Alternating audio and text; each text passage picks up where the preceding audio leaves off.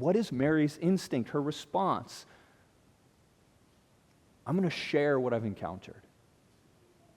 She's remembered by the church as this faithful example, not because she perfectly understood everything. It's not because she had all the answers. It's not because she was able to say, yes, the resurrection of Jesus, this is how he has brought the fulfillment of all that God has promised throughout the history of his people Israel, all that God had promised in Scripture, right? That's not why Mary's remembered. She is remembered because she simply went and she shared, she told people what she had encountered. Friends, I really believe that Mary's instinct here encapsulates what our calling is as people who trust in Jesus. Our calling as followers of the risen Jesus is to simply share what we have encountered. Now, you maybe hear that and you're like, it sounds like you're asking me to share my faith with people. Nope, I'm good, right?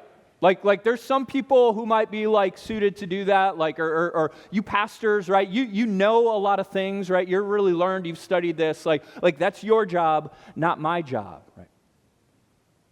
But I want to be very clear here, right? Your calling, right, does not mean that you have to know every single doctrinal point in Scripture or as it's laid out in the Augsburg Confession or something like that. You do not need to be able to answer every theological question. You do not need to divide perfectly law and gospel in every scenario and know which I should apply when and where. Your calling is not to succinctly articulate the nature of the Trinity or be able to explain the relationship between Christ's human and divine nature.